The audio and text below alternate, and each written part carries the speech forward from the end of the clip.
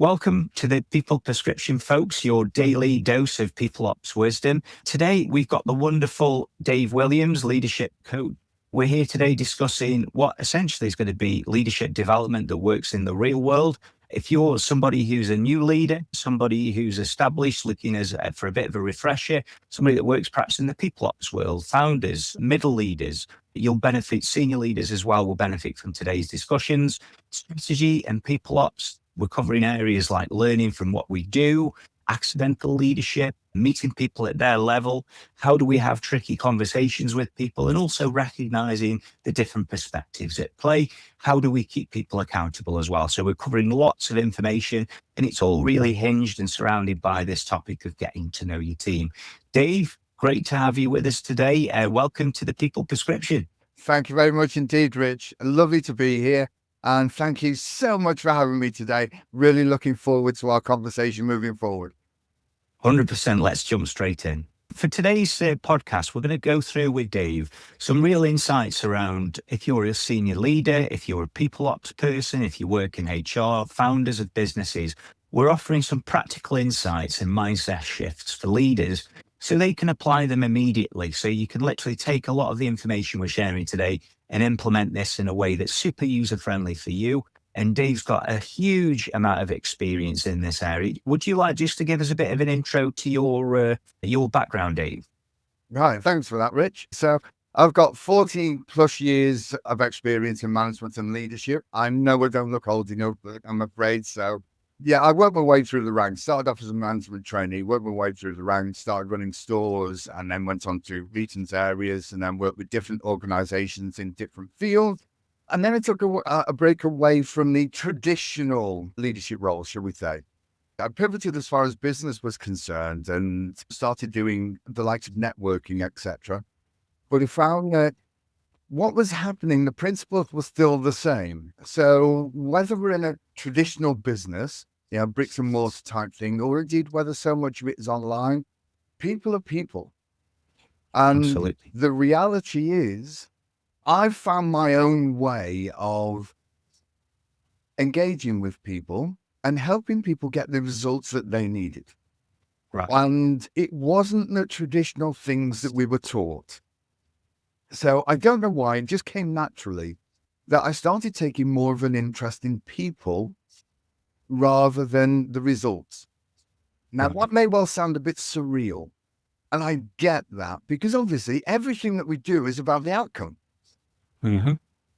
However, what I found is the results that I was helping people get, whether it be for the organization, whether it be for the individual, whether it be for the team, didn't matter. But the results we're actually getting, more often than not, were quicker because of the way that I was approaching things. Getting to know the team, I found this right from the very beginning. Again, it was an unconscious thing. It was just something I fell into. But getting to know the team was so important because with getting to know the individuals, I could see if things were going really well for them, but I could also see the nuances when things weren't quite right. And because of that, because of the relationship that we had built, I wasn't afraid to ask the question. We hear it so many times. Just ask people, how are they? And I agree with that because there are so many different organizations now, and obviously everyone is different. However, so many people are not taking an interest in other people. And yet we've had a massive explosion when it comes to mental health, etc. Yeah, 100%. And we're not robots, are we, Dave? Each person, we're our own individual. We're complicated as humans. And I've said that many times in the podcast. And, from what you've shared there, I think a great way to kick things off today is really around, what would you say are some of the key traits of leadership? And you're touching on this already here, but how would you describe some of the key traits of leadership for people listening? Then what happened as time progressed, I was then getting called in by organizations to then work with their leadership, from junior managers to the boards of directors. And I was finding that No matter where I went, look, bear in mind one common denominator. We're all human beings. But most organizations were having the same challenges. So because of those experiences, because I was helping organizations getting the results, then I started bringing it all together into a particular program that I do. So, Right. so much of what we're going to be sharing today is stuff that I'm actually bringing from that program and other different references that I have to potentially help yourselves move forward to take things to the next level. And I tend to find that leadership can be overcomplicated. And let's face it, as far as society is concerned, life is simple, but we tend to add layer upon layer and layer. And people are actually just overwhelmed these days. Right. I try and pull things back. I strip things back out of the bare bones and think, right, where does it all start? And one of the things that I pulled together was something that I call the ultimate leadership formula. So I'm just going to use the flip chart. So this is why you now realize I never went to be an artist. Okay. So if you think that my 5-year-old could do better than that, I'm with you. Okay. Well, with everything that we do, and for the purpose of this, the colors don't mean anything. I'm just going to be using different colors for differentiation. Okay. Understood. So everything that we do has the foundation. So that's whether it's an intimate relationship, whether it's a business relationship, we have to have the foundations. Ideally, the foundations need to be strong. Right. However, what we also know that in many instances, the foundations aren't as strong as they should be. So we need to build the foundations strong, and I'll explain why in just a moment. So when it comes to the first pillar, now another way of describing this is the 4Ds. Because the first pillar that we're going to have is decisions.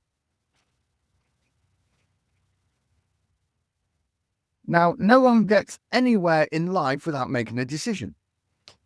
If you're watching this, you've made the decision to watch it. Well, there are so many leaders that are afraid to make decisions. Why? Because the way that society is at the moment, I say at the moment, it has been for an awful long time. We tend to focus on the negative. We're looking for things that aren't right. Right. But for everything that's not right, we've also got things that are right. And we have the choice as to what we decide to focus on. I'm with you. I'll give you an example. I was with an organization not so long ago, and there was about 10, 12 people in the room. These were all the senior leaders in this particular organization. So I was going through a couple of things. Let me ask you a question. When you go around and see your teams, raise your hand if it's a case that you are looking for things that they have done wrong. Boom, all these hands went up. So, okay. So any of you that look for things that your team have actually done right. Boom. So like I said, there's about 10, 12 in the room. 80% of them put their hand up for they're looking for things that people have done wrong. Understood. And I am going to be gender specific now. And they were all guys. Right. The people that were looking for things that went right were the ladies. Right. Okay. Interesting. And the reality is we're all human beings. But as far as gentlemen are concerned, and as far as ladies are concerned, we are wired slightly different. Yeah. As a generalization, guys are actually programmed to get results and get things quickly. Ladies are more of the emotional side. So they look for the knock-on effect and the things that may well potentially go wrong and look to build on that because it's more relationship-based. That's a very broad generalization because with either gender, you're going to get people in different camps. But as a broad spectrum, that's what happens. I'm a big believer in this term, by and large. So there's always going to be outliers in situations. So where we share information like this, it's like you say, it's an illustration. It's a way in which to echo an understanding of a topic.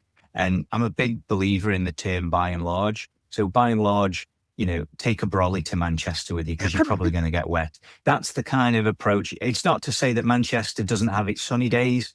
Of course it does. But at the same time, it'd be wise to take a brolly with you because by and large, it rains a lot in Manchester from what I've understood. But it's saying what You're you're not wrong. sharing there, it illustrates the point of we're looking at, it's helpful to understand what those by and large principles are so we can then figure out the way forward and a good, consistent way in which to approach a task or a management, a leadership challenge. Absolutely. And the thing that we do have to be careful of is we generalize too much. But when we're talking about general things, then you're exactly right. We need to generalize. But also, when we're doing that, take into account that everyone's an individual as well.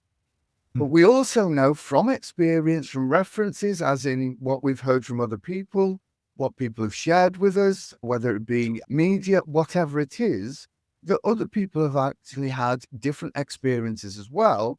And we can use those experiences as references also. So it's not necessarily about what we know as individuals.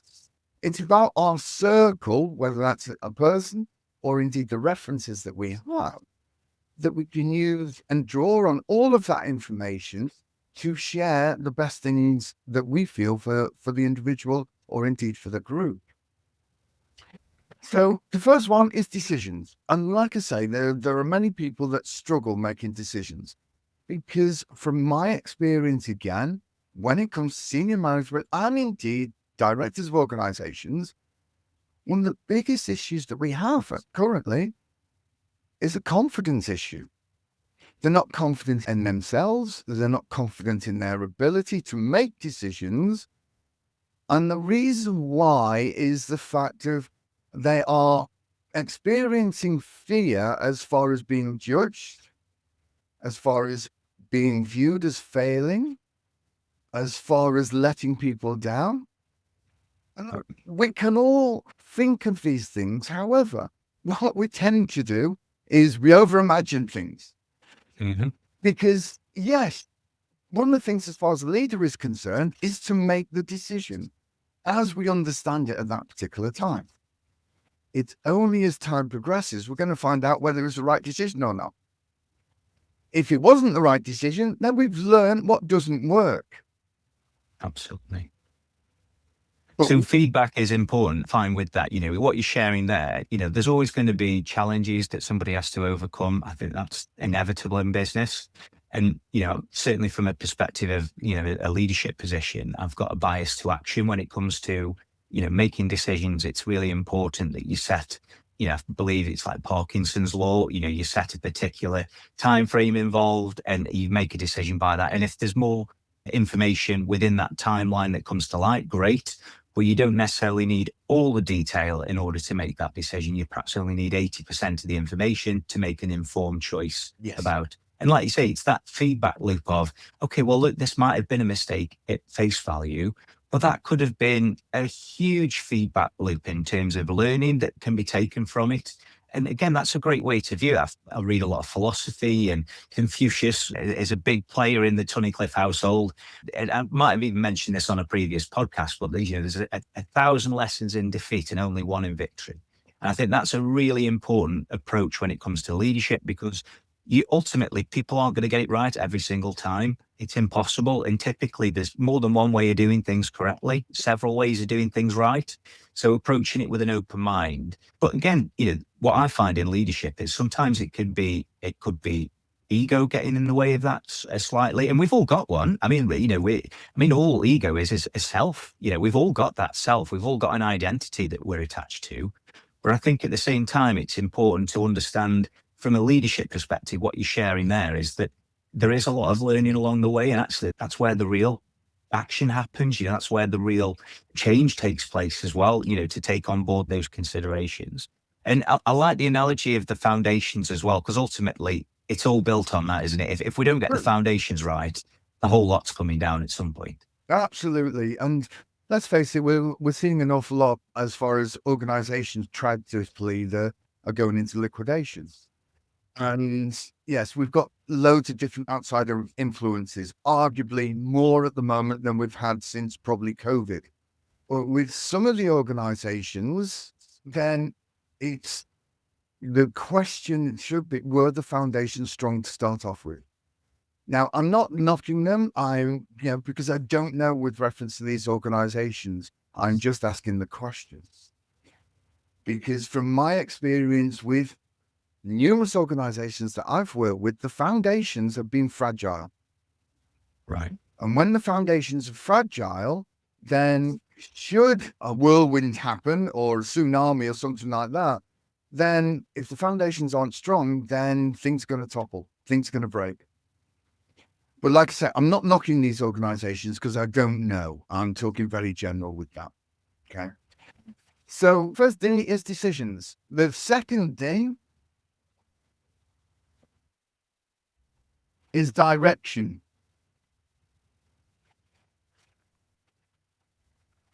And the reason being, the decisions that we make are going to decide the direction that we're going to be going in. If we make empowered decisions the right way, then the direction for the organization, for ourselves as individuals, it's going to be going in the right direction to give us the outcome that we're looking for. However, not one to answer here, Rich. Yeah. So I'm just going to ask a question that for people to think about. So, have you ever been in a situation where, when you look back in time, that you made a decision and you have regrets about it? And you think, oh my Lord, why did I make that decision? See, we all have, we're human. But again, we made the decision that we felt was right at the time. So we can't knock it. Retrospect is an easy thing. It's easy to connect the dots looking back on them than it is when you're actually in the middle of it. Absolutely. Absolutely. But if we think back to how we felt at the time of making that decision, were we empowered or were we feeling disempowered? See, this is the thing when it comes to decision making. We need to be making decisions from a place of empowerment. So we're feeling confident in ourselves, that we're certain that, or as certain as can be, that we're going to get the results that we're going to get, that we want. And that's why that then dictates the direction that we head in to achieve that goal. I'm with you. Yeah. Poor decisions, poor direction. Poor decisions, poor direction equal poor results. Empowered decisions, empowered directions, and empowered results. And what an awful lot of people tend to not give credit to, because they just take it, well, I felt good that day. Yeah, but why? The reality is we can all feel good any particular time we want to. Yeah, but I'm sure yourself, Rich, and indeed, potentially anyone that's watching this, we've all had challenges in life. And the thing is, we can let these challenges dictate to us, so they become like concrete slippers, or we can use these challenges to accelerate us and use it as rocket fuel. See, we have the choice. And what an awful lot of, from my experience, organizations and leaders, they focus too much on the challenge. See, when we're focusing on the problem, we are then not looking for the solution. So as a generalization, I quite often use the Pareto rule, the 80-20 rule. So 20% of the time, identify the challenge, 80% focus on the solution. And when we do it that way, we are focused about where we want to head. Because again, if we think about it, our brain needs training as to the direction we want to go. Yeah, because if you've ever been on a cruise or anything along those lines, if the captain of the ship thinks, I don't know where we're going today, then it's going to be a pretty boring cruise. Right. Whereas the captain would normally know the direction that we're heading, so we can just sit back and enjoy the ride. But we need to tell our brain where to go and what to look for. Because if we don't, the brain doesn't know what to focus on. And if it doesn't know, then quite often, because it's a default system that we've got, it will focus on the challenges. Right. But when we're doing that, we are sacrificing our capabilities and the impact and influence that we can have on ourselves Or it will Yeah. help one else. Okay. So the next thing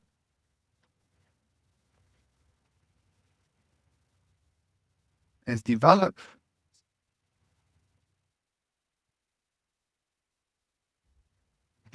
Develop in.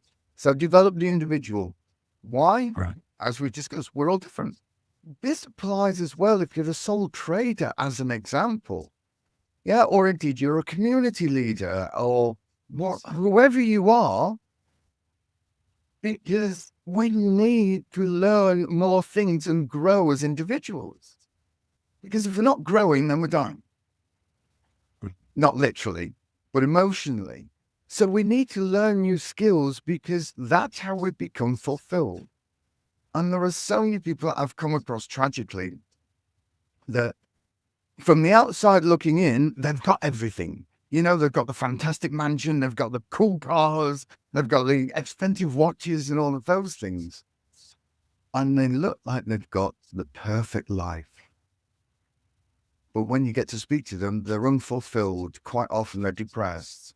They drink too much. They're on drugs because they're looking for the stimulus that they haven't got because they haven't grown as an individual. And when we grow as people, we learn more skills so we can influence everyone else at a higher level. Let's say you've got a team now. We need to develop the individuals because everyone has different strengths and we need to maximize those. And also where the weaknesses are, if applicable, raise those standards in that as well. Now, the final thing, can't even do a straight line now. Looking good, Dave. I'm loving the 4Ds. Super memorable. So the last one, thank you, is to develop the team.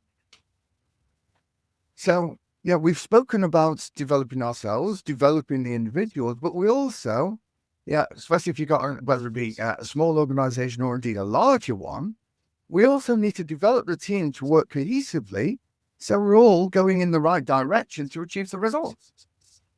Yeah, we've heard an awful lot over the last certainly since COVID, an awful lot about toxic environments in the workplace. It tends to be happening an awful lot these days. And one of the main reasons is the fact that the leaders aren't feeling good about themselves. So there's your foundation. So they're making poor decisions, wrong direction, and people are disjointed. And because they're not making decisions, then they're communicating in a reactionary phase instead of taking the initiative and taking action right from the very beginning in a purposeful way. Hopefully that makes sense. Yeah. I mean, I'd be interested to see like the correlation. It's a term that gets thrown around a lot in leadership circles, but there's this term of, the accidental leadership where people are very good at the role technically that they're performing. And they seen as somebody perhaps within an organization that it would be a natural fit for the next step of, say, like an organizational design, that, the next layer up in an organization structure. And actually, there's a lot of learning by doing within that area. So a lot of what you're sharing there around developing somebody, for somebody who's been put in a position, perhaps not necessarily is even asked for that position, it's been thrust upon them. As they say, some people have greatness thrust upon them. It can be a real steep learning curve for a lot of people in that position. And, drawing on this, it gives us a really good framework to, I suppose, establish, okay, well, what would be a logical way forward to get people in that learning curve quicker and, and up and running, having an effective leadership style. And I know, you've got decades of experience, advice, guidance that we're trying to sort of condense into what would be a memorable model.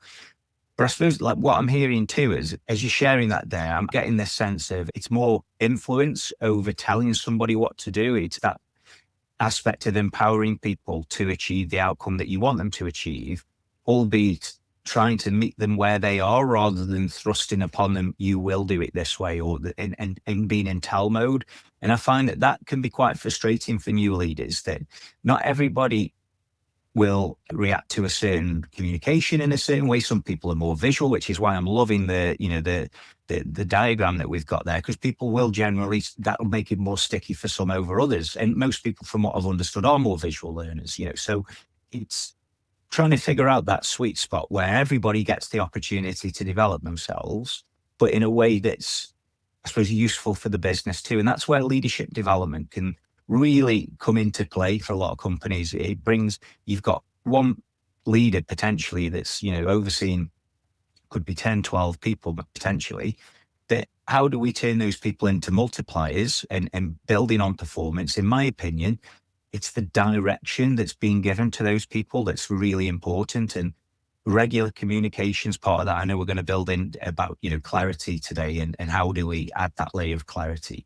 It all stems to this, really, in my view, from what you've shared there. It is that keeping the principles of the 4Ds in mind when you're considering the next leader within your business. Potentially take it, do you want somebody internally, or are you looking for somebody from a similar industry, albeit from a different business, to bring in some fresh ideas? And, it's that innovation. A part of it starts here. It's about how are they thinking, about the challenges that they're facing within businesses. And I'm a big believer in, first principle thinking, which is just really sort of peeling back the layers of a problem. Absolutely. And they say, if you define the problem, that's half the problem solved straight away. So it allows you then, once you fully define what the problem is, to really focus on the solutions. And yeah, I get it. Most business leaders are outcome focused, as you say, very, very outcome orientated. They're not as interested in the relational side as they are achieving things and getting stuff done, which is a great mindset to have, but it isn't always one that lands with, depending on the audience that you're speaking to. It doesn't always land with them. So it's about being adaptable in the way in which you approach it. And I'd be curious to know, like, what your thoughts are on, how leaders can move away from that mindset in a way that's a little bit more open-minded, that gives them the opportunity to adapt to a style that they might not necessarily be comfortable adapting to straight away. And really just how they can, in a step-by-step way, move, I suppose, away from that micromanagement feel that a lot of people have. I mean, I'm not a micromanager. I don't see the point in it. I don't see the value. If in my view, if somebody's micromanaging, they may as well do the job themselves, if that's the issue. And the reality is, for a lot of business leaders, the reason they engage people in the first place is because they want to grow and they can't do it all themselves. So there's that challenge really between wanting to grow, but also perhaps not wanting to step too far away from the actual deliverables, because they might find it difficult. They want to have a certain element of control over what's being done. That tends to be a big one. They've got a standard, they've got high standards. They want things doing in a certain way, but they also have to recognize that they can't actually do it all themselves if they want to grow. Otherwise, they're going to be the bottleneck in the business.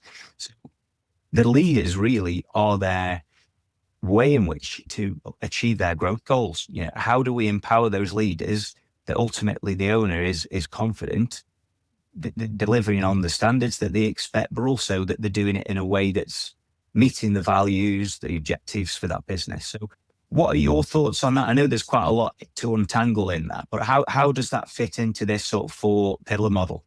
Yeah, there was quite a lot to unravel there. Yeah, I'll try and break so much of that down. So yeah, as far as accidental managers are concerned, I saw a figure a few weeks ago, something like 85% are accidental managers. Right. And they may well be put in a position because they're the best salesperson in an organization, as an example. So of course, they're going to be the best manager or the best leader, aren't they? No, they're the best salesperson. If that's what they're good at, then fantastic. Keep them doing that. Because it doesn't follow through that the best at doing a job is going to be great at doing another. You're going to have to test the water with that. When it comes to bringing new people in, as I say to when working with organizations, employ slowly, remove quickly. There are so many organizations that have taken on, I will say, damaged goods. I'm not being disrespectful when I say that. So there are an awful lot of organizations that look at a CV.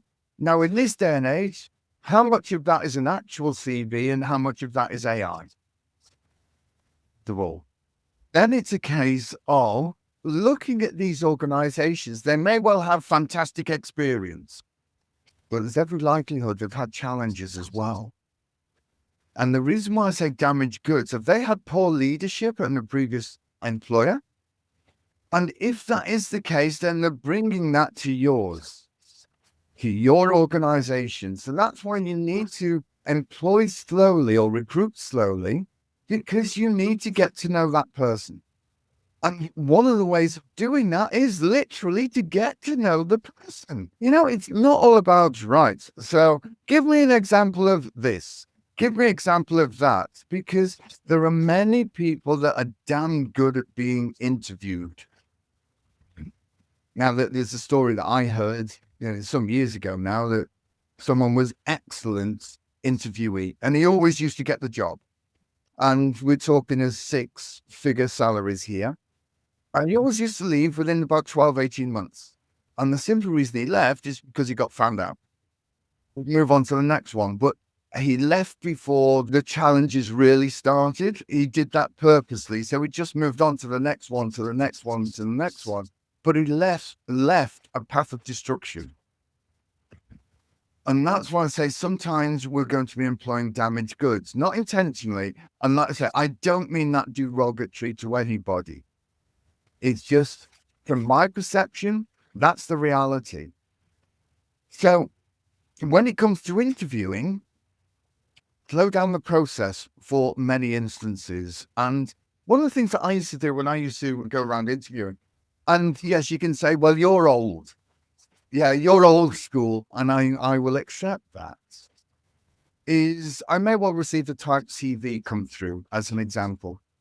So when I used to meet them for the first time, for the people that were shortlisted, I used to give them another application and say, complete that for me. And the simple reason, it's amazing that how many of the printed CVs were nothing like the ones that they filled out. And I'm talking of basic information here. And then it's a case of, like I said, take your time when doing the interviewing and don't ask the bog standard questions. Yes, have a few questions there that you want to standardize. But every interview is a conversation. Have a conversation and just see how it goes. Look, as far as this is concerned, we had a broad outline, very broad outline. But the reality is we're just going with the flow. Well, that's genuine conversations happen. And that's how you find out the real core values of people. When they feel relaxed, when they feel that they can trust you, when they feel comfortable. And that's how you get to employ the right people. Because you also need to know, not just can they do the job, but are they going to fit in with your team as well? Yes, yeah. The values piece, and again, speaking to this, it's what we were speaking about a few moments ago. It was more around, if a leader or an owner is concerned about quality or standards and they don't want to give too much authority away to a leader, then again, the only way they're going to be truly confident in doing that is knowing that the person's values are aligned. Doesn't necessarily need to be skills initially, because ultimately you can train skills. It's about understanding, the values of that person. Are they open-minded or closed-minded to things? I mean, I remember a while back hearing a story where it was an MD that used to actually it wouldn't be a formal interview in any way for higher positions, for senior leadership team positions, that the interview was actually just going out for a meal and sharing a meal together. And there was an example given where 2 people were brought in for a discussion. One was quite abrupt to the server when they were going through this conversation, this informal interview, if you will. And the same person, when the meal arrived, without even tasting the food, decided just to add a little bit of flavor onto it and added a bit of salt and pepper. And this is something that inadvertently was picked up by the MD, but it was part of the decision-making process that actually that person didn't even taste the food to recognize that it was just habitual for them. The moment they had a meal put in front of them, they'd add a bit of salt and pepper onto it, which, what you tend to find is that, people at that level are incredibly details focused, as well as being big picture. they can actually boil things down in a way that they're looking for those kind of cues. And ultimately, you pick up so much more in those informal conversations than you would do in a very sort of clinical, clean interview. I'm not suggesting interviews aren't good. They are. Of course they are. It depends on the role. But if you are, bringing on somebody in a leadership position, which is ultimately what we're talking about today, then having that cue and understanding, okay, how do they converse with other people, such as it could be like the service team, if they're going out for a meal, they can give you a really good insight into how is it going to land? Are they going to be integrated well within that team or not? And yeah, I genuinely think that that's one of the ways that, we've spoke about this before in the podcast. Another way is things like working auditions and just getting people on the job doing a task. In my view, one data point really isn't enough to decide, is that person going to be a good, strong candidate for the role? So we've got to have multiple data points. So I'm a big believer in checking things like personality assessments. I think they're fantastic, but not as a standalone tool. It's just not a one-off. We've got to collect different data together to understand the bigger picture of, would that person fit within the dynamic of the existing team? These are the kind of things that, and I get why, people are pressed on time. I have a lot more stock in outcomes rather than time, because it might take somebody 5 minutes to do something that they've learned to do for 3, 4, 5 decades. That doesn't make it any less valuable, the fact that it took them 5 minutes to do it. It just means that, again, it's not always the best benchmark is time. So, if leaders feel compelled that they've got to try and fill a role quickly, I would say, actually, peel it back a bit. What is the outcome you're looking for? Do you want a quick hire that's just going to fill a seat? Or do you want somebody who's going to really excel? And look at that investment of time as that, exactly that.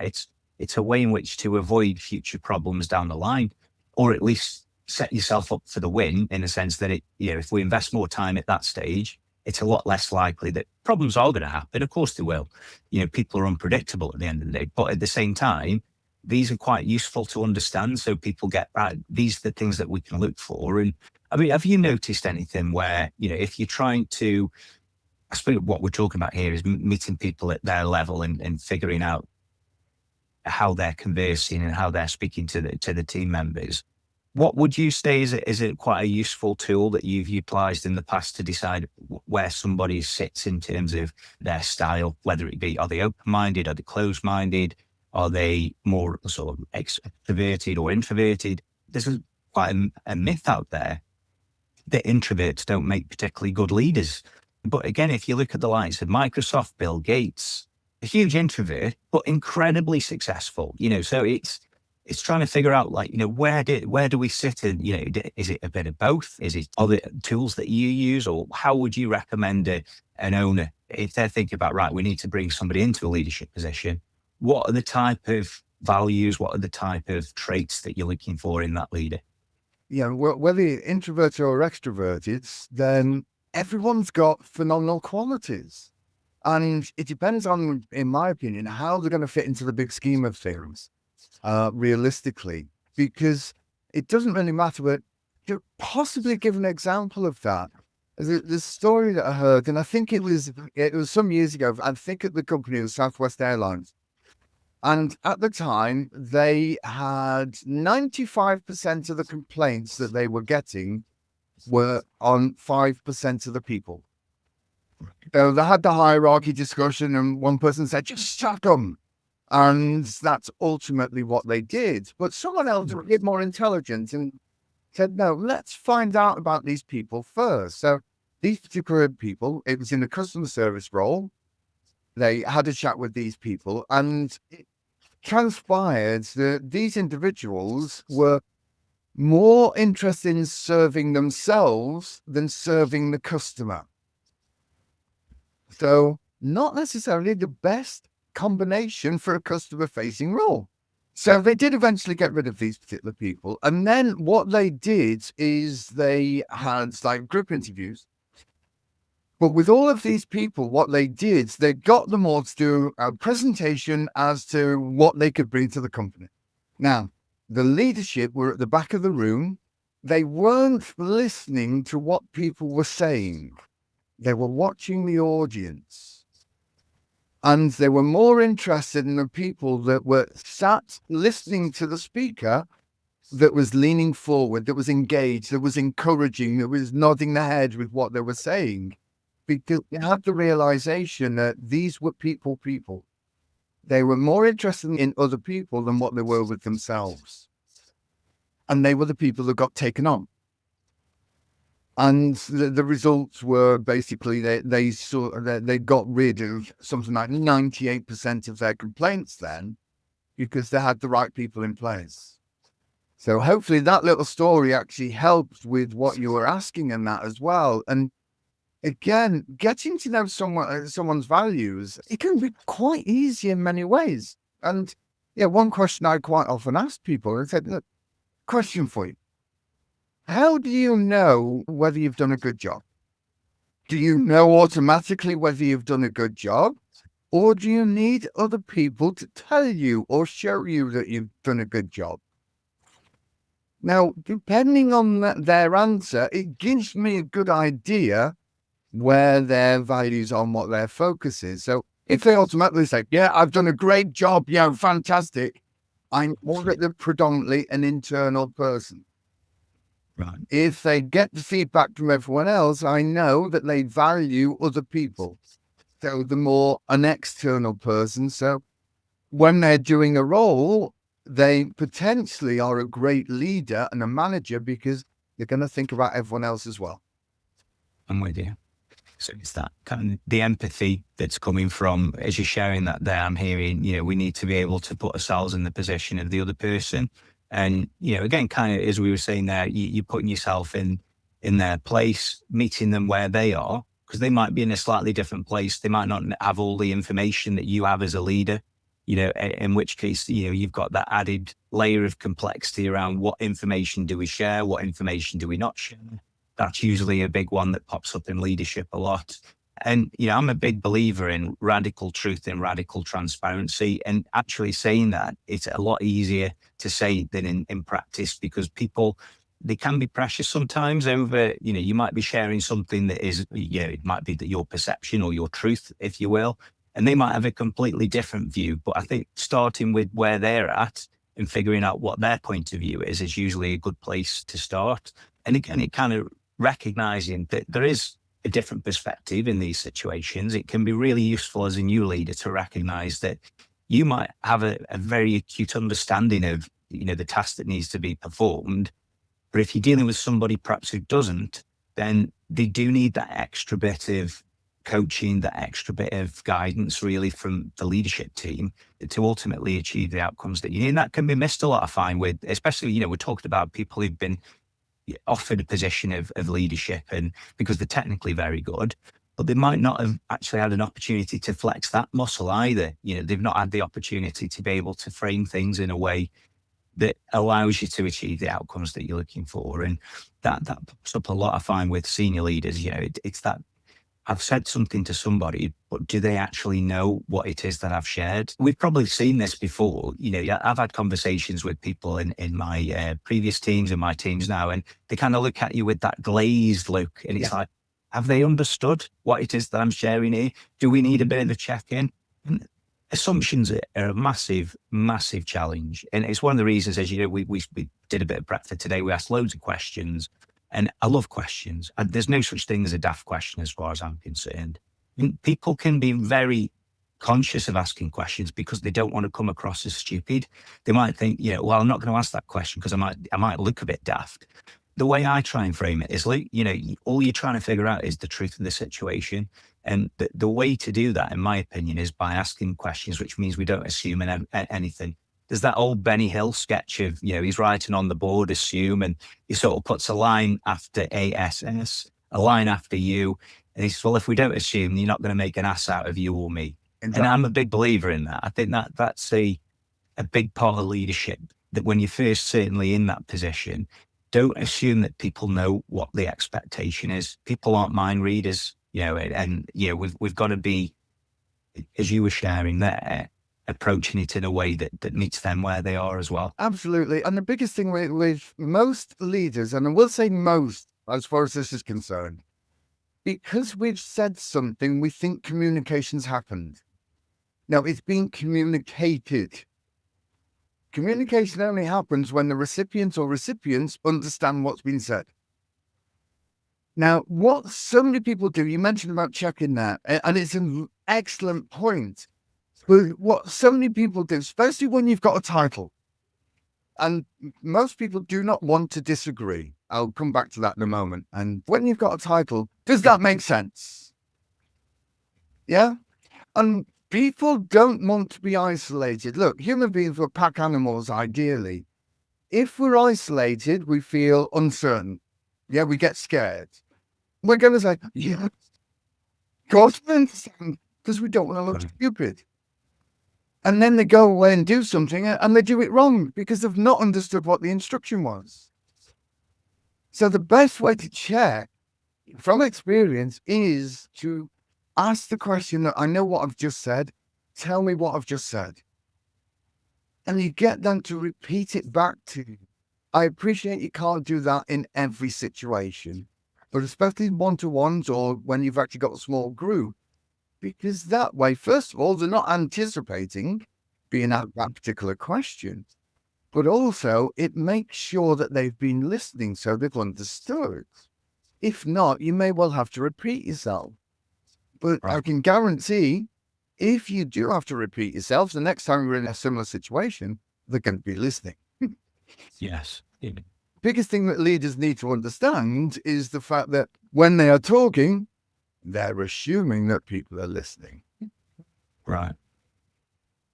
Now, in an ideal world, yes, but again, it depends on your communication style in comparison to theirs. You kind of mentioned about being visual a bit earlier on. One of the reasons why I normally use flip chart with most things that I do is because it's interactive normally with an audience, so you can do things live rather than having a slide. But it's also a case of, as you correctly say, most people are visual learners. Now, yes, with something like this, you get in the auditory, fine. But when people are visual, then it's a greater impact. So when you're delivering any particular communication, if you could combine the two, then it's going to be more impactful and potentially save you an awful lot of time as well. Now, the other main one is kinesthetic, which people are. See, when I speak, I'm quite visual when I speak. I'm energetic. I use my hands an awful lot, which I appreciate. For some people, it's a case of, hey, this guy's on drugs, I get that, fine. But it's also a case of what I've endeavored to do when we've been doing this is use my visual tone, which is a bit speedy and a bit more excited. I've used my normal tone, which is the auditory, but occasionally I've softened it as well for the kinesthetic listeners. Because when you vary what you're saying and what you're doing, you stand a much greater chance of reaching all of your audience. Now, there's a lot more to that, but obviously we're short of time here. So realistically, it's what's known as becoming a VAC when you communicate. So VAK, so visual, auditory, or kinesthetic. Because that way, like I say, greater chance of getting your information over when you communicate. But as you correctly said, Rich, not everyone is going to agree with you. We all have opinions. Now, what we need to be wary of as far as leaders are concerned is disrespecting someone else's opinion. Now, it's disrespecting someone else's opinion. Their opinion is, in their world, they're right. Just like in your world, you're right because it's your opinion. Leaders quite often do, again, not all the time, but quite often do, is the fact of I'm the boss, I'm right, you're wrong. How many people like to be wrong?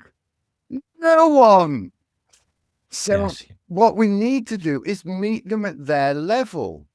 So bog standard saying now, which personally I despise. And it's become normality now. Oh, I understand your situation. Well, have you walked in their shoes? Did you have those experiences? Of course you didn't.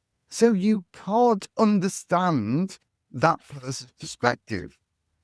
You can have an understanding, but you cannot understand. So you've got to be careful where you've got two different opinions that you don't, in effect, create loggerheads. Because I'm with when you. you're creating conflict, it then can escalate, as we've all probably seen or heard about. So if someone's got a different opinion to you, what you need to do is communicate with them and put yourself in their shoes. In as much as you can turn around and say, look, I appreciate what you're saying here, Mary. Mary is my go-to person, by the way. Okay. Okay, cool. So I appreciate what you're saying here, Mary. So you're not agreeing with them, but you're not disagreeing with them. Right. You are giving the impression that you've heard their opinion and you are not making them wrong. Key. You are not making them wrong. So if I'm in that situation, it may well be, I appreciate what you're saying, Mary. So I'm not disagreeing. So I'm acknowledging her comment. And then I'll normally follow it up with, and have you thought of it this way? So what I'm then doing is taking her on the journey closer to where I want her to be. Does that make sense?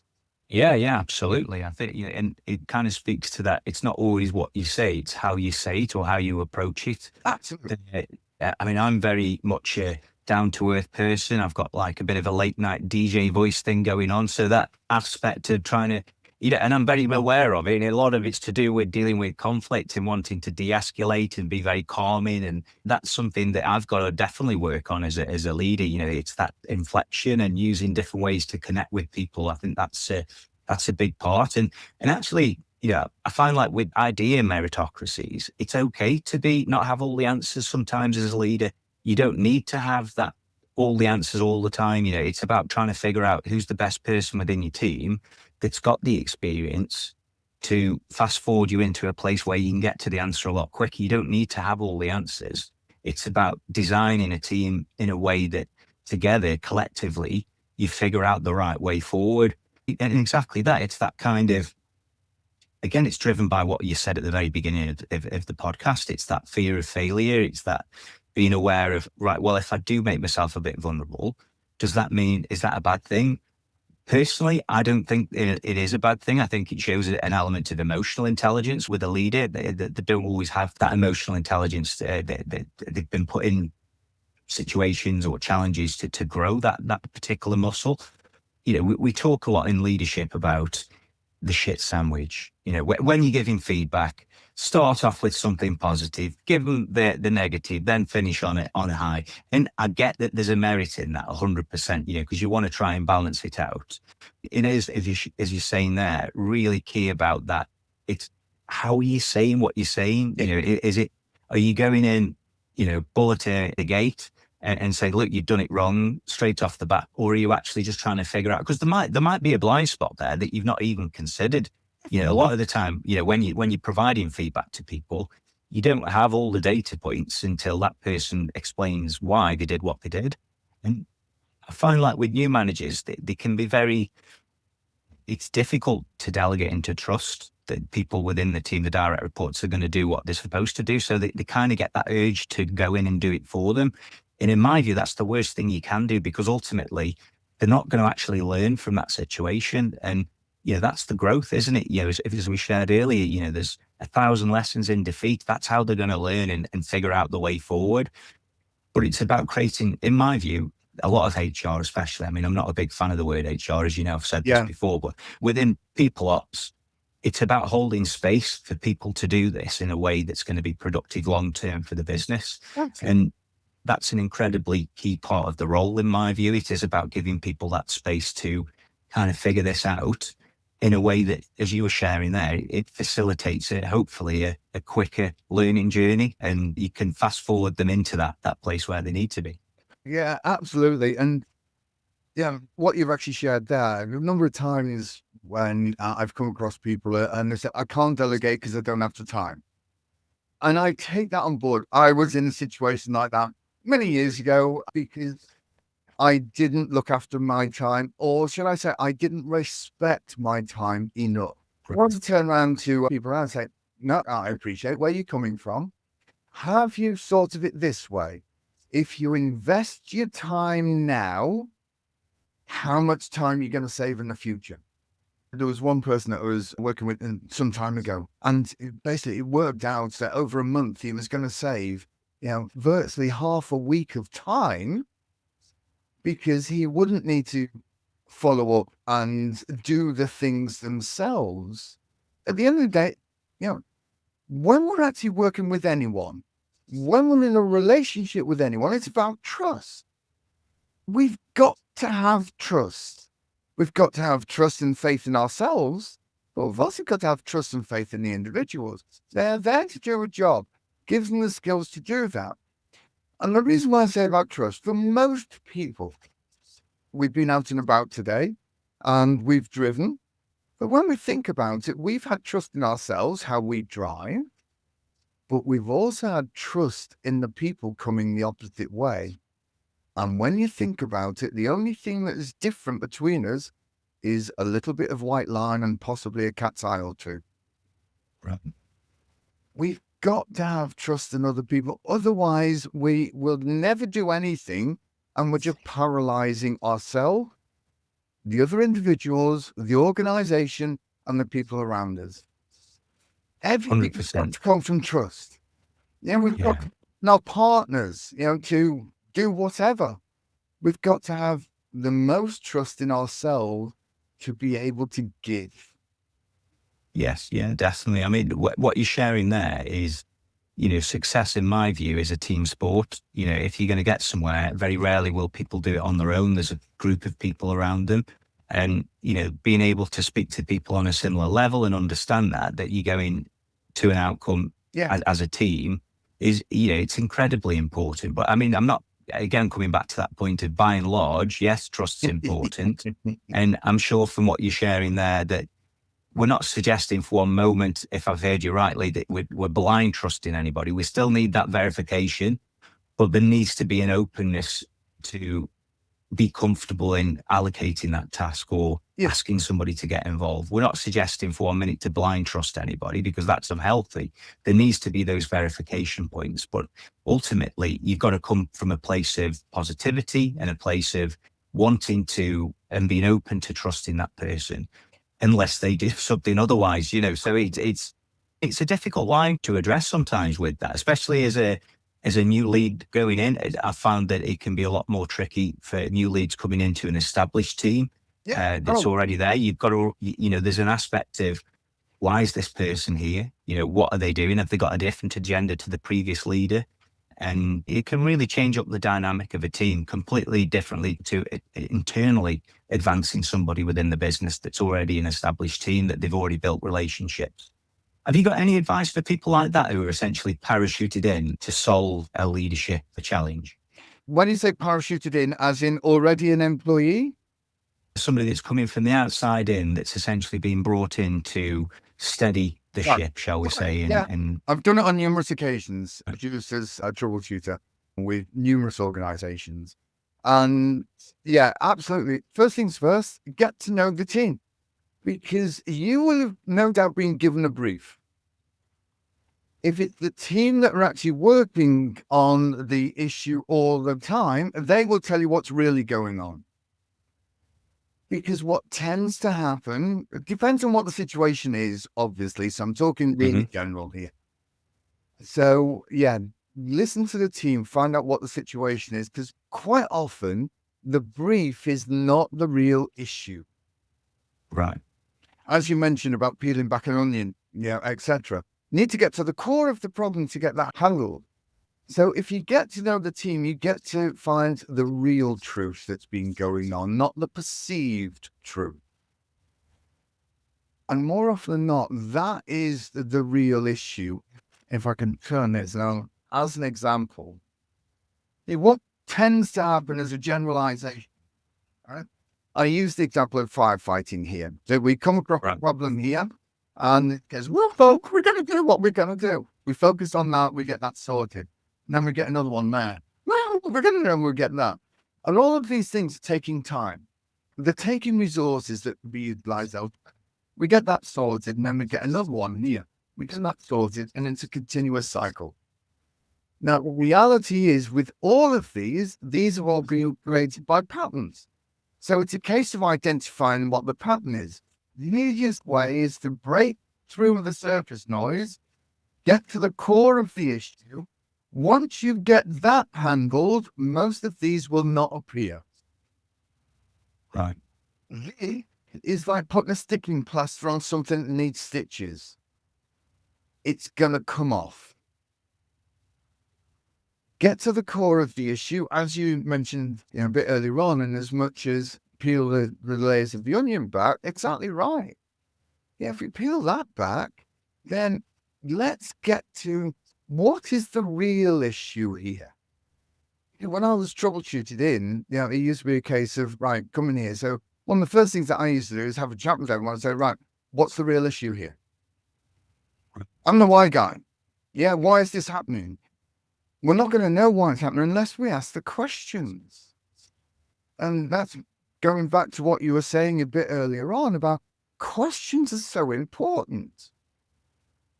Quite often if I'm working, whether it be individual or with a team, most of the stuff that I do start off with is just ask questions. Yeah. Okay, so what's the problem? Yeah, and they'll say, da, da, da, da, da, da, da. Fantastic, great. And then I normally follow it up with, that's fantastic, thanks very much for sharing that. Now, let me ask you a question. Yeah, another one. What's the real problem? Because again, people have been programmed to don't say too much. But unless we're honest with each other, we're not going to be able to get things sorted. And this is the same for anyone going into with a new team. Ask them what the challenges are. Ask them what's going really well. Normally, when you have a quick chat, whether social chat, whether it's official chat or one-to-one or whatever, with the team, you find out loads. And it's also a case of you're building your relationship, because I can guarantee 99.9% of the time, this has not happened before. Right. People like to be seen. They are unique. So they have a unique outlook on things. Invest the time, because long term, it's going to save you time. And about the trust element a bit earlier on. Yeah, you're exactly right. It's not a blind trust. Takes time, doesn't it, to Well, build that? And find out what the challenges are. You support them until they become good enough. And then that's when you take a step back, because you're trusting them to learn with experience how to do these things quicker, to get the outcomes that everyone wants quicker. But it then becomes an awful lot more accurate in that as well. Do you find that with this, what we're talking about here, that one thing I do get a sense of more so, they've not said this expressly or anything like that. I'm thinking out loud more than anything. But a lot of the time that when we have these conversations about when do we bring up something or how do we carve out the time for people to focus on leadership and development and growing the team and the skills, it's because the pushback I find happens where a business leader, they've got something in front of them that it's important, it's 100% important, but there's a lot of other urgent things that can be in the way, shall we say, of getting that done. And what I'd impress on any, leader, any owner that's considering, looking at how they're going to grow the team, how are they training them, what skills are they giving them, is to understand that actually, like you were saying there, this is an investment that's going to save you many, many pounds and time in the long run, which actually is, it's quantifiable as well. It's something that you can, if you're comfortable allocating them the time, it might not seem urgent, but actually, it's strategically, you tend to find that the more strategically important the task is, the less urgent it feels. You've got to carve out that time to really focus on, okay, well, what is going to actually turn that person into a multiplier long term? And it's training. They're not going to know everything off the bat straight away.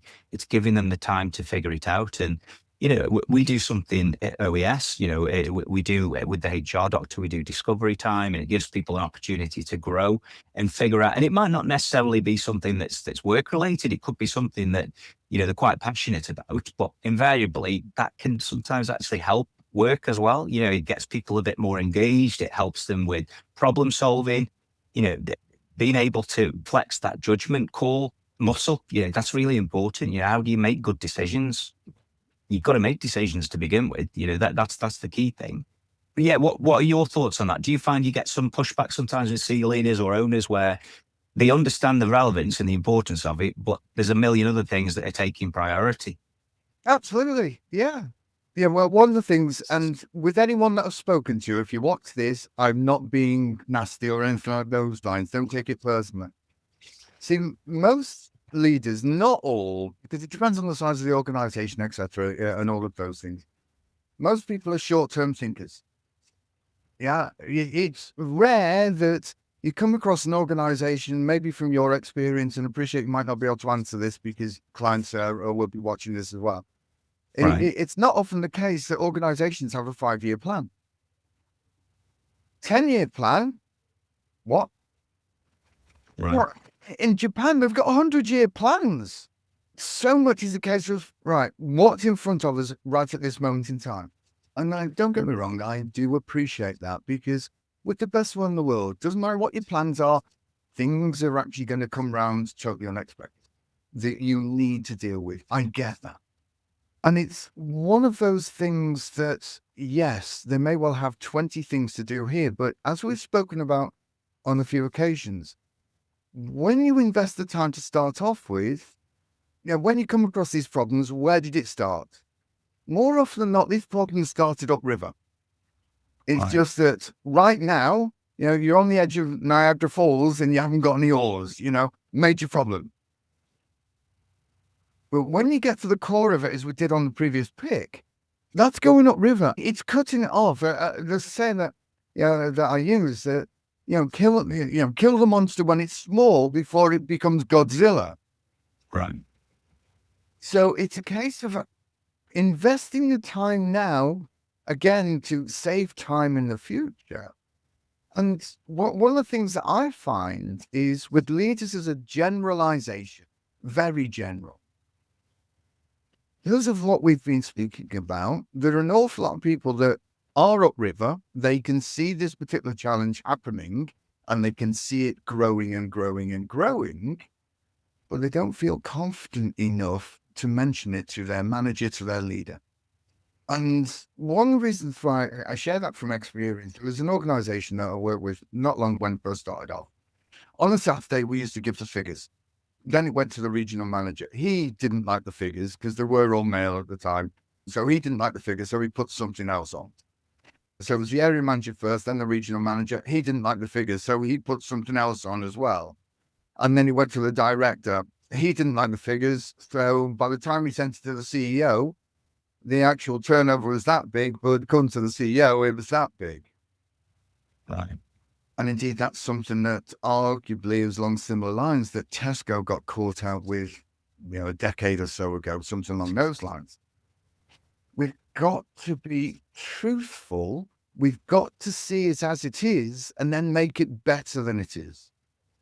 Right. But until we make the decision to, identify it, how's it started? We go upstream. So in as much as, we find out, again, the core of the challenge, we get that sorted, and then we're not going to have the monster to deal with. That sometimes with those particular monsters, then it's all hands on deck. I've certainly been in that situation with certain organizations before I knew what I know now. And it's not a nice place to be in.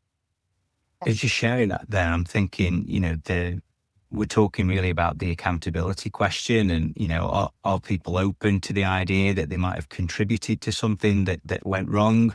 It's the environment really, in my opinion, that steers this. If it's a place where we can share information openly and it's safe to put feedback forward to keep people accountable for the work that they do on the basis they understand that it's coming from a positive place. It's not to be used as a stick. It's as It's there to be used as a way in which to figure out how are we going to fix whatever needs solving, because ultimately that's what business is. You're solving problems, and it could be huge problems, it could be small problems, but you're solving problems. Yeah. And there are an endless supply of those within business, as we know. How do we keep people accountable for that? In my view, a lot of it's around communication and making sure there's regular updates.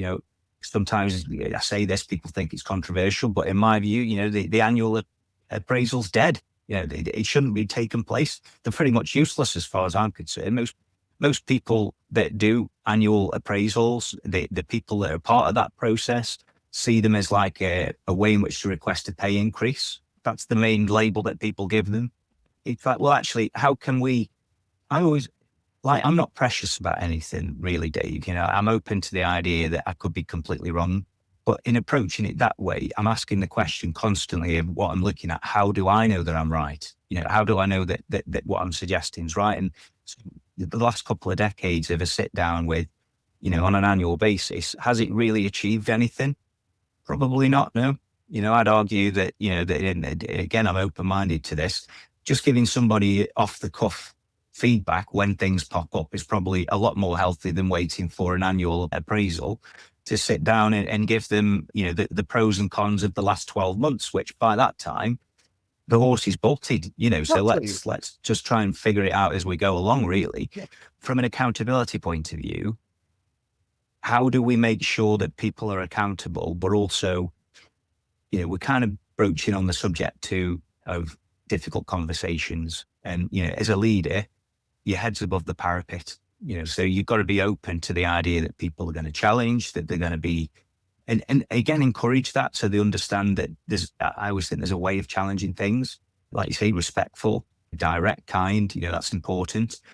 It's trying to figure out, like, for certainly people who've been placed and thrust into a leadership role, it can be difficult. You've got to be a good people person. And by de facto, if you're a good people person, you're probably not comfortable with providing feedback straight off. It's something you're going to have to practice and really get your repetitions in to get used to it and get comfortable with it. There's almost that people pleaser inside some leaders, that are very people focused, that they don't want to provide the feedback because they're concerned that it's going to upset somebody. Or again, in my view, it's much better to be kind and direct early on than let it go on for a long period of time. And, people can become disillusioned with that. They believe they're doing a good job when in reality, they're not. How do we navigate that as a leader that ultimately achieves the outcome of providing good, solid accountability and difficult conversations? How do we get used to them? First of all, feedback, it needs to be as immediate as possible. If it's a week later, then possibly the person that the feedback is for has forgotten the situation anyway. Right. But you give feedback whether it's good or not so good. That's the thing. Because for anyone to achieve anything, for a business to be successful, for a relationship to be successful, whether it's professional or indeed personal, it's 80% psychology and 20% strategy. Yeah, we've got to work on the people, starting with ourselves. Right. Yeah, and that's the real thing. Because there are so many people telling other people what to do, but they feel crap about themselves first. So the way that they're telling people is not in a way that's empowering. Now, if something has not been done right, and then I'll give you a potential solution here as well. If something has not been done right, then don't be afraid to ask the question that, if you've actually got an undesired outcome, don't be afraid to ask, in your opinion, when you're speaking to the individual, do you feel that you've contributed to this? It's not an accusational question when you frame it with a neutral tonality. You mentioned a bit earlier on about it's how you say things. Absolutely. Right. Now, if you'd ask the question, look, in your opinion, how do you feel that you've contributed to this? That is accusational. Yes. Yeah. It's totally different because we all need to take ownership. And when we take ownership by giving great feedback as well as not so good, that is developing the trust. Once you've got the trust, you will get to know all sorts of things from your team. Even sometimes when someone's actually, two colleagues, old school colleagues, I've actually said to each other, don't tell anyone this.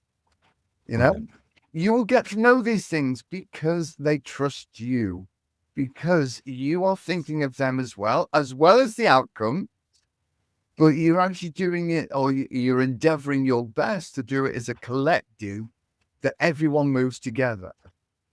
And that's so key. You don't want divisions with any organization. Look, I've worked with an awful lot of family organizations.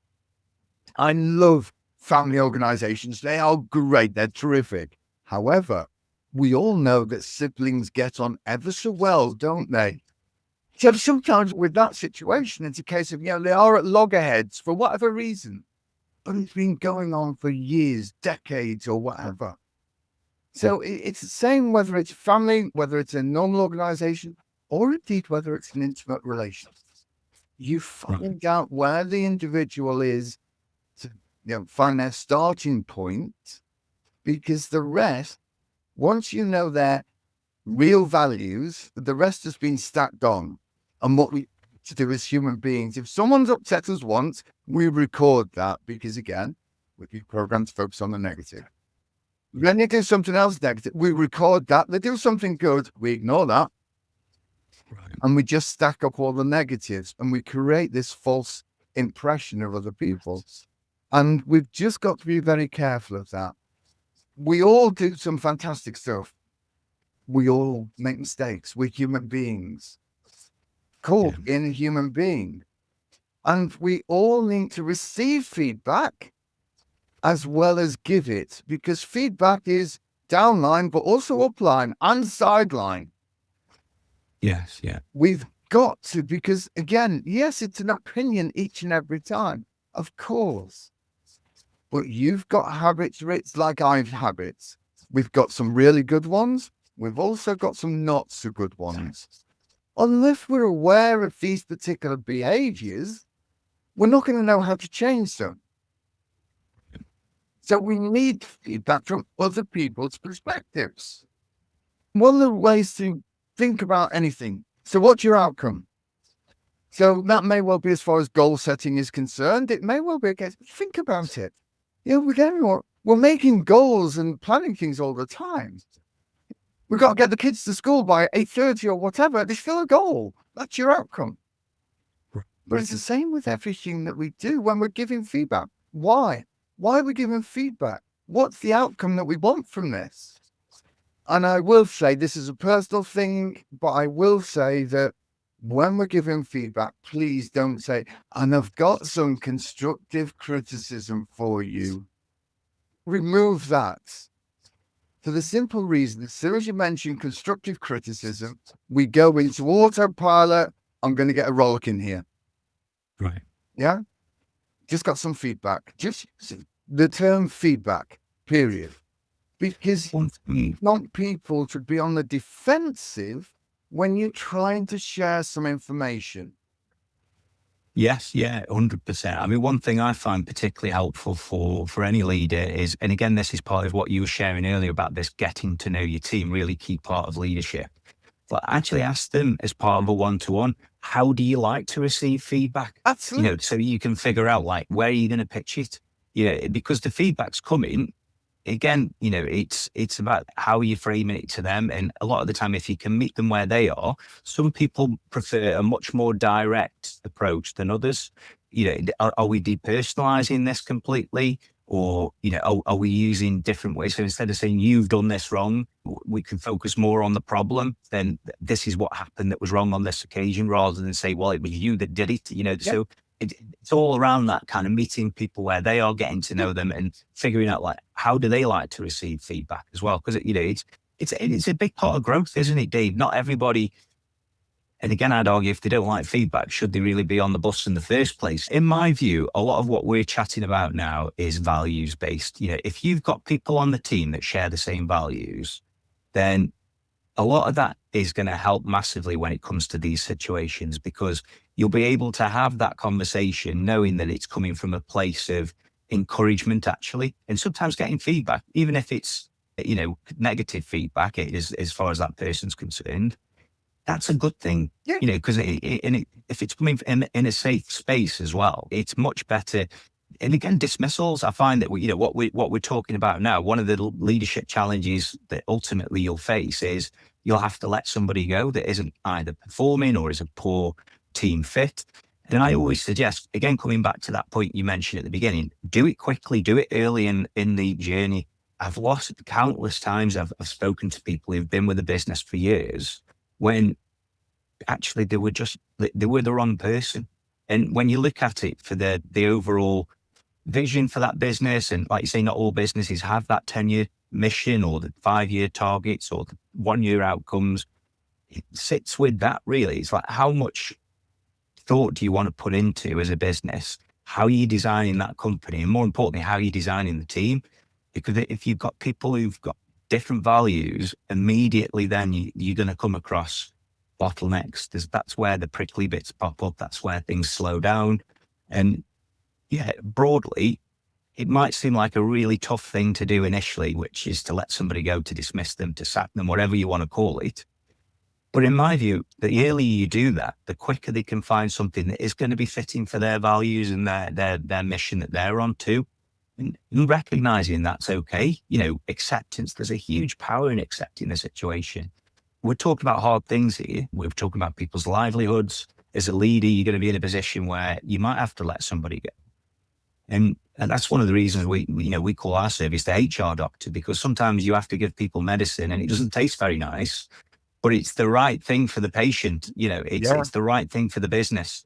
And broadly, it would probably be the right thing for them too if they reflected on it. It's just saying it and doing it, they're very difficult things to implement. Absolutely. And one of the questions to ask is, if you're in a challenging situation like that with an individual, and sometimes you really like the individual as a person. Yeah, absolutely. And it's a case of, what's going to happen if I do dismiss them? It's going to be X, Y, and Z. But you also need contrast. We need contrast with everything. What's going to happen if I don't take action? Because when you've got someone that may well be disruptive in the workplace, as an example, as you say, values. Now, as well, we don't need everyone to have the same values. We don't need more of ourselves each and every time, because sometimes we do need a bit of a contrast, because we don't want yes people surrounding us. Right. So it is so important, but the generalization with the values that we want to serve, that we want to be the best, etc., yes. But the biggest issue that we have with most leaders is they will not make decisions. They'll stick their head in the sand and think it will go away somehow. What they're not realizing is the repercussions that are happening throughout the team because of their inaction. I'm with you. So in using your analogy, the monster's getting bigger. Absolutely. All the time. Yeah. And I'm going to apologize. I'm going to use this particular term. So if anyone's actually struggling with anything like this, or indeed have got any family members, then please accept my heart. Because my thoughts are with you, because it's not a nice situation. But when you've got that in the workplace, when you've got such a disruptive person, it's as if they're like a cancer. Because they're not happy or believe that they've got one over the manager, leader, whatever, then they start shouting about it and start infecting other people. And before you know it, whereas you may well have had a phenomenal team beforehand, if you haven't got to know them in particular and they know you as a person, then the likes of these comments, etc., are just going to spread very, very quickly. So instead of having a cohesive team, you've actually got a destructive team. And a destructive team, as you will know yourself, Rich, from your experiences with organizations, that can be challenging to turn around. It's going to take time if it's got to that stage. And hence, one of the things, as you mentioned a bit earlier on, hire slowly, remove quickly. And just to go back to what we were talking about a bit earlier on, as far as this is for anything, okay. What's your outcome? We were talking about feedback. Why do I want to give the feedback? You will know the answer. You will know why. And that's the next thing. You need to think, Why? Now, you've heard that so many times. Everyone has, well, what's your why? What's your why? What's your why? Yeah, and all of that. And it's true. However, there's another level to that. What's it going to give you? Now, what I mean by that is if you're giving feedback and you've decided why, because you need to get something sorted, whether it's not so good as what it should be, or indeed it's been absolutely fantastic and that person is an absolute superstar, what's it going to give you? Meaning your real intent for giving it is you feel, let's say it's really good information that Mary keeps on cropping up. Bless you, she gets around a bit, you know. She does, yeah, yeah. I'm waiting Mary's, for Joseph to appear somewhere. So Mary's going to feel empowered. She's going to feel pride. Now, can you imagine what she's going to be like for the rest of the day and the rest of the week as far as putting effort in is concerned? She's I'm going with to be you. doing things 10 to the dozen. Recognition's such a huge part of it, isn't it? You know, Massive. Remind me, I'll tell you a story about a personal client in just a moment. But when you think that, if it's not so good, why? Why are you giving it? Because you want that individual to realize that what they normally do hasn't been the same standard as what has happened recently. And if you're in that situation, don't be afraid to ask the question why. And it may well be, look, Mary, this is her twin sister. Yeah, look, Mary, normally you do this fantastic. But this particular occasion, what happened? You asked them, but ask them again. Yeah. Yeah, in as much as, okay, that situation, I appreciate that. So let me ask you a question. What's really going on? Because that way, even if you don't know your team members, quite often they will open up to you. And it's amazing how many stories you then get to hear because there may well be challenges at home, as an example. And for anyone that's been in that situation, quite often when you've got challenges at home, conversing with your partner can be interesting, shall we say. So sometimes what we do is we just bottle it up, thinking to the outside world, no one else knows. right. But we've all got a threshold, as we spoke about a bit earlier on. And then for you saying, look, if you don't mind me asking, Mary, what's really going on? Because this isn't like you. Quite often you're going to get the brutal, they're going to open up massively because you're the first person that's taken interest. And for so many people, that's massive. If that happens, they will love you for life. Because, especially as far as ladies are concerned, they want to be heard. And when I say that, I don't mean they want the megaphone saying, listen to me, come on the march, that sort of thing. I don't mean it that way. But they want to be heard and understood.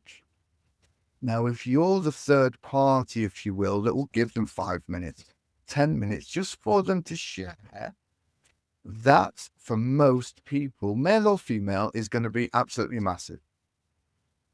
And they're actually going to feel better, and they'll feel better for going back later that day to home life, etc. And there's every chance, because they're in a better state, as in they're feeling better emotionally, they're going to be feeling stronger to deal with the situation at home. So what you've done, you've actually been a thought interrupter there, and you've done a mini intervention. Because when we have some trauma going on, hopefully nothing major, but a challenge that we've got going on that we're spinning it round in our heads and everything, we need the interruption. Now, if I'm working with personal client, we need to change the story. We need to change that so we can move it forward to a different story and a different outlook and a different outcome. But you can actually do that. And as I said, I'll share you a little bit about personal client I had. And wonderful lady. I'm not going to go through personal stuff, but let's just say they had some family issues that had been going on for 40 odd years. So we worked through things, and we got the story changed, fantastic outcome as far as she was concerned and the rest of the family. And we were just talking around it, and I was saying, how fantastic their journey's been. And I turned around and said, look, I'm really proud of what you've done and who you've become.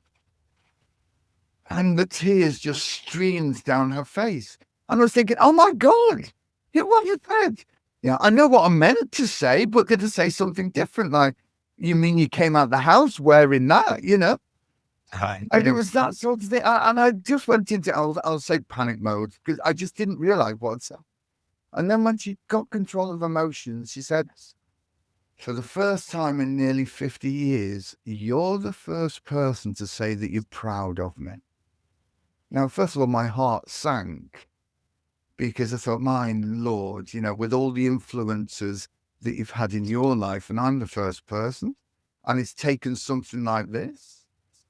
So sometimes with the simplest comment, the simplest message that's come from the heart, that can have the greatest impact. And when you have that sort of impact with anyone, and it could just be one day saying good morning, and they're not necessarily expecting it, they're going to, you're going to be basically part of their family for life. Not necessarily being invited around for Christmas dinner or anything, but as far as you are part of their inner circle because they love and respect you massively because you've done things that other people haven't. And I don't mean, in a sexual way or anything along those lines. I mean an emotional way because we're human beings. Everything that we do is built on emotion. Yeah, and as we said right at the very beginning, either to move away from pain or to gain pleasure. People need to realize and feel that they are unique, that they are special, they've got this place in the world, that they are respected. And this is going back to what we were saying earlier on. Get to know your teams. You find out what they're looking for, what they're trying to move away from. And then when it comes to motivation, you know what their motivation strategies are, as an example. So as you try and motivate them, you use the strategy that's right for them. And for anyone watching this, if you've got kids, you'll know what I mean when I say with this. How many of you, when you've tried to get your child or children to tidy their rooms, have had a challenge? I think virtually every parent on the planet will say, yep, that was me. See, there's nothing wrong with what you're doing. However, I can guarantee what you're doing is you're using your motivational strategy instead of theirs. So you need to know with any conversation that you have, not any conversation, but with any individual that you're speaking to, find out what their motivational strategy is. Whether they are moving away from more or trying to get away from the pain or moving towards pleasure. Because once you understand that, you understand what their biggest challenges are in life and which hot buttons to press. And I don't mean that in a negative way, because we all have pressure points. When someone presses that, wow, it's like Speedy Gonzales. And for anyone of a certain age, look at Speedy Gonzales, who's probably on YouTube, because they're not on TV these days. Just on that point, I get quite a bit of pushback from people in teams where they suggest that, does that mean I'm manipulating people? And I'd say that actually, no, you're empowering people, you're influencing them in a way that empowers them to do what they've got to do. With a lot of things, it's how you frame it to people. And, it's not about being difficult or tricky to deal with or, trying to be manipulative of a situation. It's purely about how do we get these people to the destination that you're working towards in a way that achieves what you're looking for, but in a humane way, in a way that's healthy for them too. We can be our own worst enemy sometimes, and like you say, what's driving them is a big part of that too. There's a lot of value in that delayed gratification. Sometimes people like to know that they're doing a good job. And there's a hell of a lot of lonely people in the world, Dave. Like you say, these things, really what we're talking about is influence. And you might share, like you say, a thank you or a good morning, and you could potentially be, as a leader, the only person they're speaking to that day.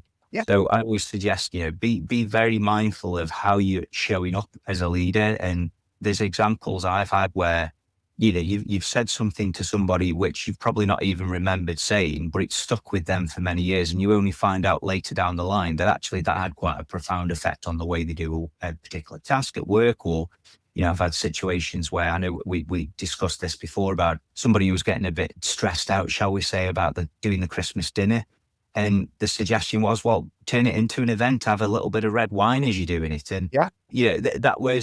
that was something that stuck with them. It was almost a ritual for them to get some enjoyment out of the day, and it was a bit of a social occasion for them. Not that I'm suggesting people just open up a bottle of wine. I mean, I don't drink myself, so I've got to practice what I preach here, Dave.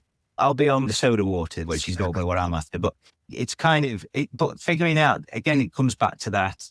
You don't always realize the impact and the influence you're having over somebody as a leader. So be really sort of mindful again of that approach of, okay, who am I dealing with here? Because some people, they like that direct approach, others not so much. You've got to rein it in and figure out, what's right for them. And it's not, unfortunately, I wish it would be this easy. It's not a one size fits all with people. You've got to be able to tailor it to that circumstance and that situation. Absolutely. Hence, get to know your team. Mm-hmm. Yeah, because you will have a better idea with just general conversations as to what works for them. And, you mentioned about manipulation. I think that's great. I really do. I remember working with this board of directors for an organization, and it was the CEO who says, don't believe in management. It's about manipulation. Because I get people to do things that they don't want to do. And I thought about this. And I gave it an awful lot of thought. And as you can tell, it hasn't escaped me by any means. But I thought, you know what? He's right. Now, that may well sound harsh, but let me explain. What you are doing is getting people to do things that they may not have thought be impossible. So you are manipulating them that way. For me, it's about intent. Right. So are you doing it to better them and better the organization, or are you doing it purely for self-gain? Self-gain is the manipulation we don't want. Right. The manipulation to improve them, to improve the situation, yes, it's called management. It's called leadership. We just put a different phrase to it. That's all, to make it sound nicer. And the simple reason, because with words don't mean anything until we apply meaning to them. And it's the meaning that we attach which will direct how we interpret the communication. So if we use manipulation, if we just associate manipulation is all good, then we're not going to have an issue with the term. The drawback is with the term manipulation, most of the time, it's been associated with negative stuff. It's coming from a place of self, or, I find that the leadership piece is very much around how you can bring people together and help them find the way. And the way is different for every business. Each business has its own way of doing things.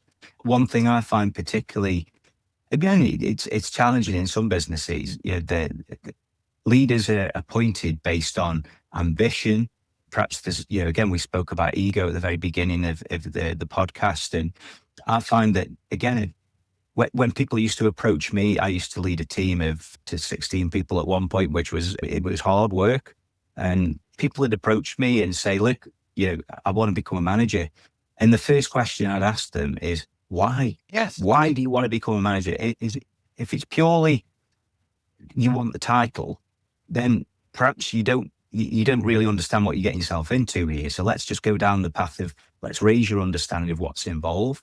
And again, this comes back to, if somebody wants the position, they want the title, but they don't necessarily want the responsibility, then that's a really tough situation to put yourself in, because you will be in a position of influence. And this is where it comes back to that.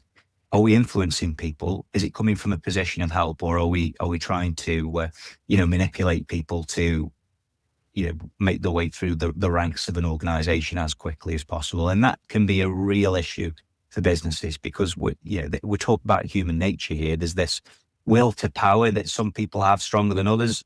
And, it's a challenging thing to be able to measure as well. It's a difficult thing to figure out early on. So, coming from a place of, I find self-awareness is a super part of this, being very self-aware of the person's strengths and the development areas. It can give you a very good understanding of whether or not leadership's the right move for them or if it's something else. Yeah, absolutely. And again, how do you find that out? You talk to them. It's the most basic thing, and yet it's quite often one of the things that's overlooked the most. We seem to approach so many different situations. When I say me, I mean, right across the board. And we class people as being a number, should I say. No, they're a human being that have got phenomenal attributes.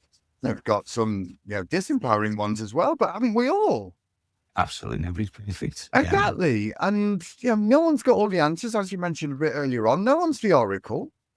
But what we need to do as leaders is step up, even when we don't feel like it.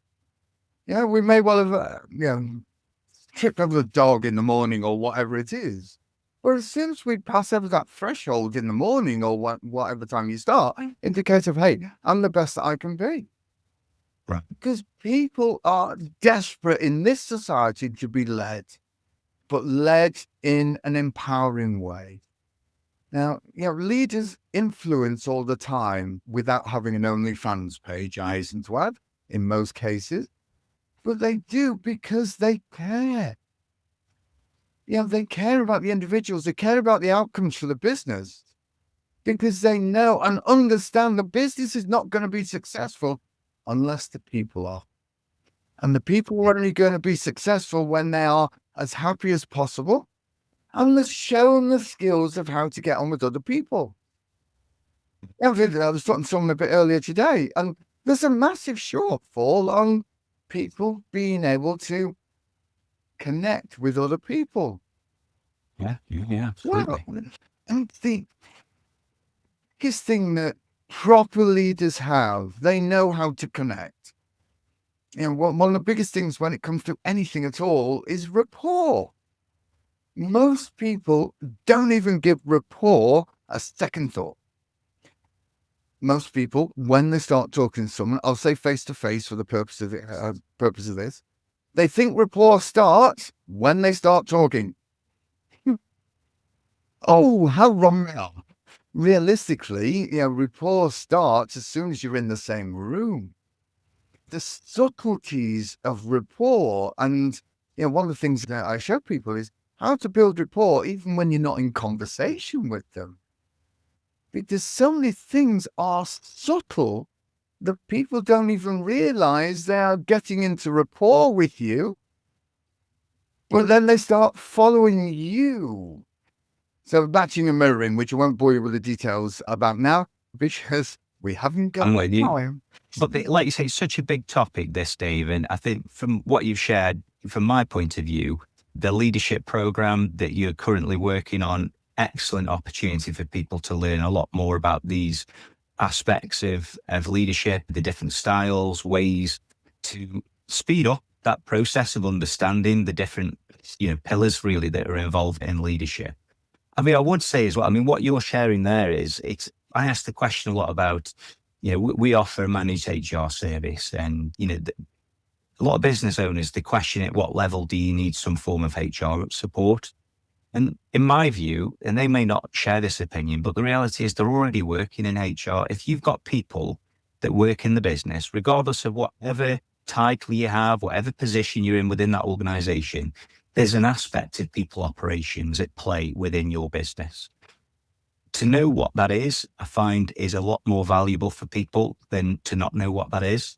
And it's not really a question of, do we need HR? It's a question of, well, we've already got it, but how far do we need to go with it? Yeah. And that's where we've got the different ways to support businesses. But, it's been an absolute pleasure speaking to you today and having this conversation. It's been really, really helpful, I find, just to crystallize and also get new ideas as well in terms of how to approach different leadership styles and leadership challenges that pop up. If anybody needs to get in touch with you, I'm going to include a description below in the podcast description so they can get in touch and perhaps even register for the training that you've got coming up. What's that? If you remind me, what's that referred to, the leadership course? It's my Leadership Academy. So it's 5 days, but it's so interactive. It's so immersive. And the things, it's all about giving leaders the skills they need to lead in the 21st century. And you mentioned human resources there. Realistically, you as an individual, myself as an individual, if you go back to the 4 pillars, making decisions, we need the foundations. We're human. We've got plenty of resources, but most people don't use them. So as far as my Leadership Academy is concerned, one of the first things that we do is work on you. I said that confidence is an issue for so many people. You're confident because that way you can make empowered decisions all the time. But the other thing is as well, that when you walk into a room, your aura, it sounds a bit, woolly when I say that. I don't mean it that way. But because you walk differently, you walk with purpose, people notice that. We mentioned about rapport, people notice that, and people are crying out to have that confidence. So straight away, they see you as a leadership figure. And when you give direction, when you communicate, you're just reaffirming that. So we work on loads of different things, but it's also giving you, the individual, the skills to understand people's behavior, their behavior patterns. We all have patterns. Touched on it a bit earlier on. We do things because it suits us to do it that way. You're going to learn all sorts of different things. It's only limited numbers, I'll be honest with you, because I'm looking for a group of people that I can work with to give them everything that they need in the time that we've got together. I'll include the details below, folks, for anybody that's listening or watching. And, please keep in touch with Dave. I'll have his LinkedIn and ways to get in touch.